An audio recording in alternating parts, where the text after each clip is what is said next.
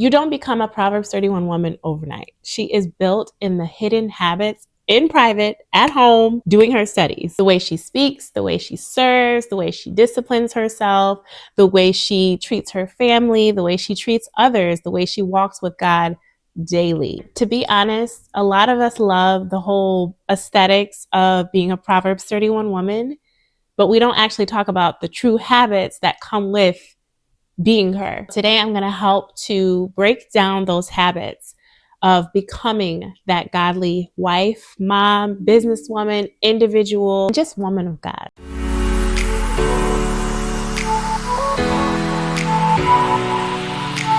Hello, and if you're new here, my name is Salathia, Lay for short, and I'm so glad that you've been led here. I'm a wife, mom of 3, businesswoman, entrepreneur, and a woman who God has been transforming from the inside out, literally complete 180. I didn't always embody peace, wisdom, gentleness, or structure at all. I actually came from a very chaotic and unstructured setting in the household, just emotionally distressed place in my life. I was overwhelmed, anxious, easily irritated, snapping at everybody, my kids, my husband, and just constantly feeling like I was drowning. And I'm like, what in the world is going on? I did not understand the season that I was in. But God literally started to show me, first of all, he had me read Proverbs 31 all the way through multiple times.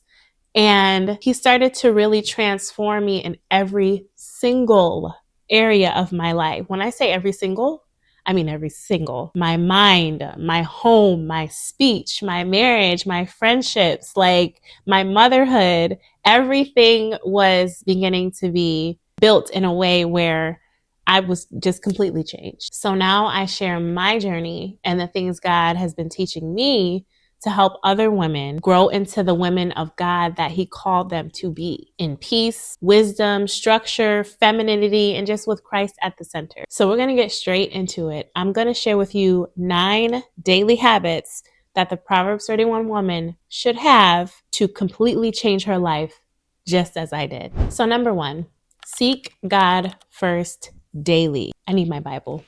Y'all like my little pink Bible? Too cute.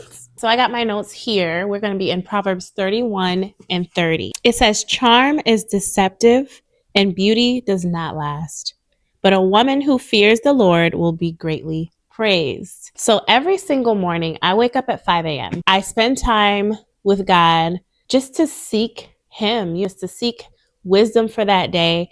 Ask him what he needs me to do that day. How can I serve you? Who can I serve today? But just spending that quality time with him. If he wants to download anything into me, if he has any instructions for me for that day or that season, seeking God first daily is super important because that is your groundwork. That is your center. That is where you should start because God created us, and who are we to not give that back to him in spending quality time with him? God always knows what's best for us. So it's best that we always give him our attention first. He is my first and my last, always. Number 2, she manages her home with intention. Proverbs 31 and 27. She carefully watches everything in her household and suffers nothing from laziness.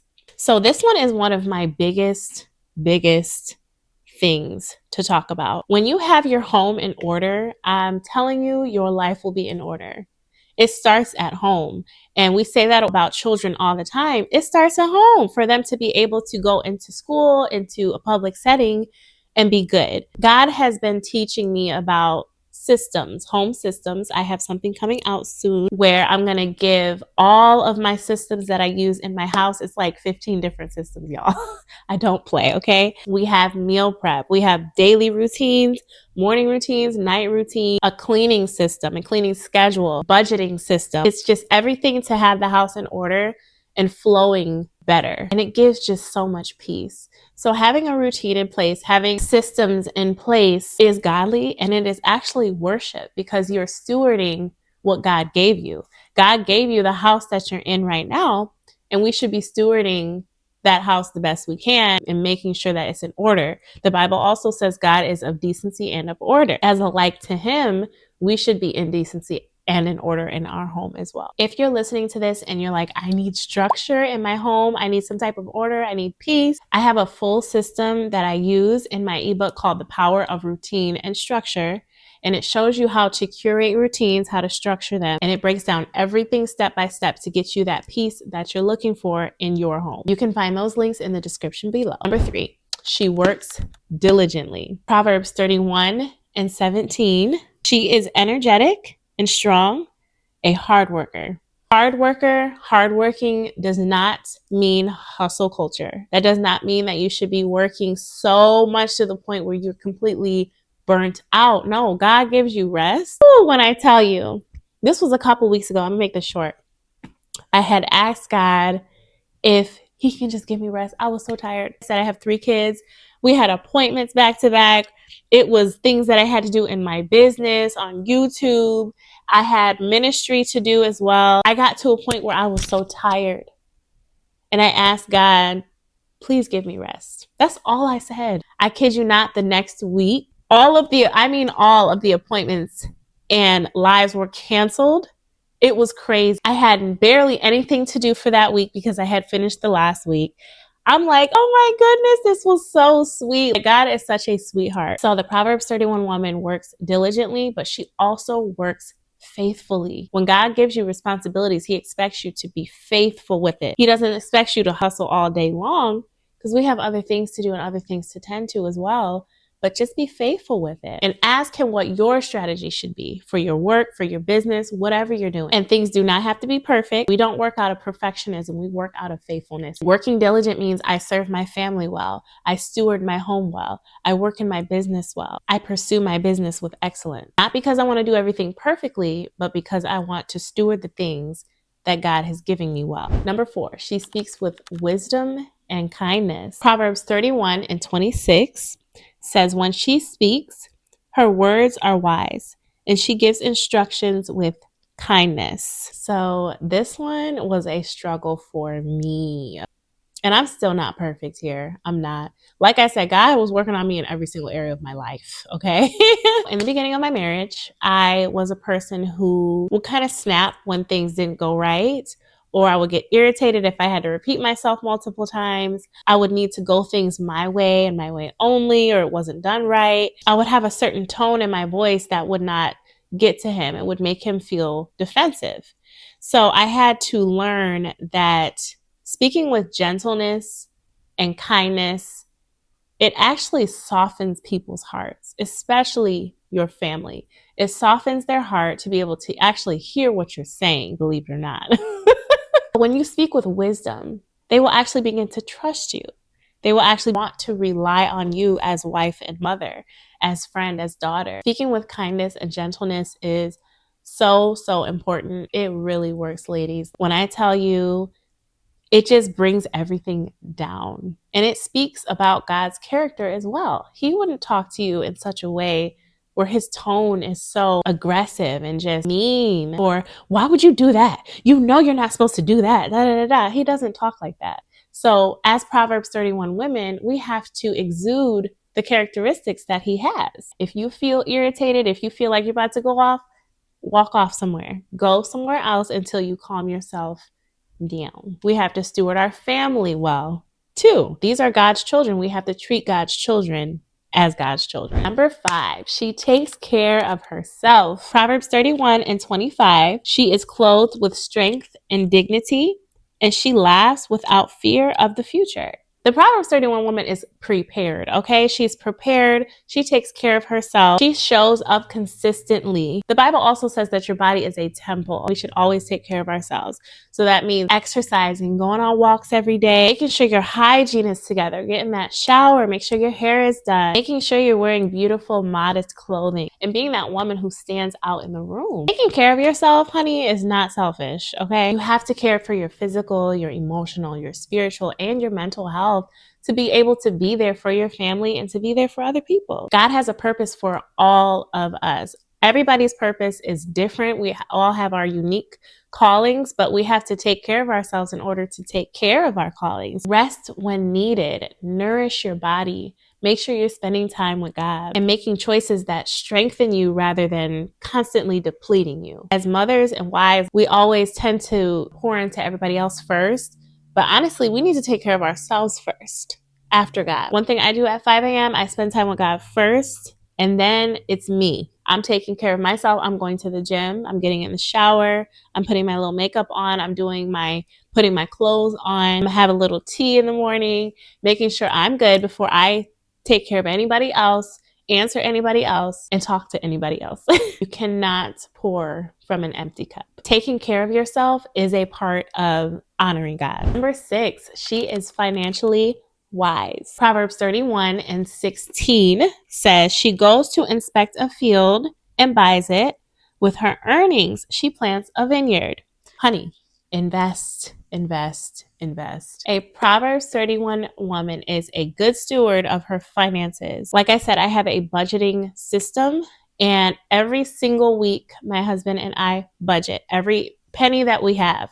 Every dollar needs to go somewhere, and it needs to serve a purpose. She spends wisely, she manages resources with intention, and she plans for her future. She understands that money is a tool to honor God, to bless other people, and to bless her own family. We have to stop living only for today and try to live for the future. So invest, invest, invest. There's also another verse in here that says she sees that her trading is profitable. So when she puts money into something, it's going to grow. When she plants a seed, it's going to grow. So we create a budget. We avoid unnecessary debt. Don't put any unnecessary debt on yourself. Save for the future. Give some. Invest when possible. And have a plan for every dollar that God has entrusted to you. And the thing is, it's not about having a lot of money. It's just about stewarding the money that you do have. And God will start to trust you with more. But a big, huge part of those funds is to bless other people. Number 7, she serves her family well. Proverbs 31:28 says, her children stand and bless her. Her husband praises her. So one thing about me is I am a woman who loves to serve. That's one of the gifts that God actually gave me, because most of these other ones, honey, I did not have. Serving is a thing that just brings me so much joy. I love serving when I can. I love helping when I can. It's very rewarding for me. And to have a family that I can serve, that I can bring food to, that I can fill up their water bottles, I can just make things in order in the house for them. It's also important to create an atmosphere of peace and love, stability in the home. Pay attention to the needs of your husband. Pay attention to the needs of your children. Understand what God needs from you. We nurture, we encourage, we support our family at all times in anything that they do. One important thing that I've gotten out of this, why am I getting emotional? One important thing that I got out of this is serving your family is showing Christ's character. It's showing God's character. And that's what I love the most. You just feel his peace and his love, when you're serving other people, but they can also see God's character for themselves. And it's important because the children will start to grow up and they'll start to be servants. You'll serve other people and have joy and peace when they are serving other people as well. Serving your family well can look like preparing meals, creating routines, spending time with your family, encouraging your husband, praying over your family every morning, and making sure your home is a place that everybody feels cared for, feels loved, and is at peace. I like to make my house a home just with decorations and stuff like that, and making it warm in here so that when anybody comes in my house, they feel the presence of God. And number 8, she is generous. Proverbs 31:20, she extends a helping hand to the poor and opens her arms to the needy.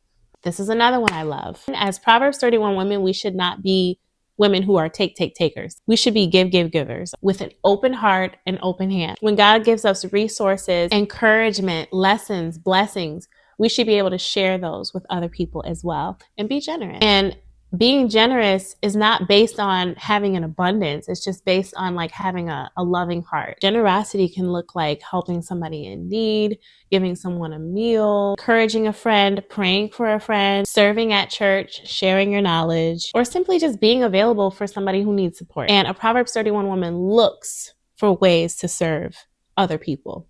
They'll reach out and ask people, what do they need? Hey, do you need anything today? Are you feeling okay today? What can I do to help you? That generous heart is what reflects the heart of God. Last but not least, number 9, she is disciplined with her time. I'm still working on that.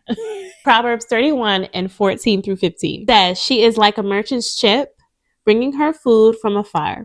She gets up before dawn to prepare breakfast for her household and plan the day's work for her servant girls. This specifically says she gets up before dawn. That is something I took a strong hold to, because as a mother and a wife, you don't have a lot of time in the day to get things done that you need to get done if you're waking up super late. I wake up at 5 a.m. and I get straight to things. I have my morning routine that I do. And then after that, I'm taking the kids to school and then I'm starting work. So God showed me so much with this. Oh my goodness. How to manage my time, but how to put everything in blocks. From this time to this time, I'm doing this. From this time to this time, I'm doing this. And so that is how you become productive and getting the things done that you need to get done. But things will not always go as planned.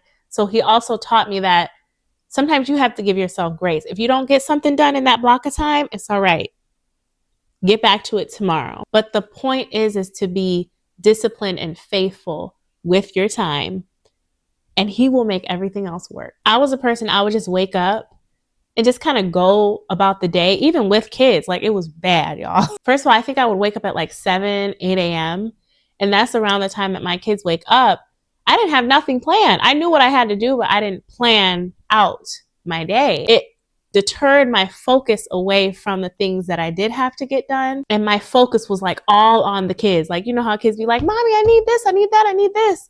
And it's not supposed to be that. Sometimes you have to tell them, hey, this is my block right now. I have to get this done.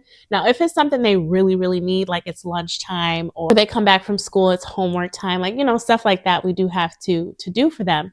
But if it's not a need that's crucial, you gotta wait, honey. Being intentional with your time in business and motherhood and wifehood, going out with friends, making sure your house is clean and in order, you have to have a time for everything that you do.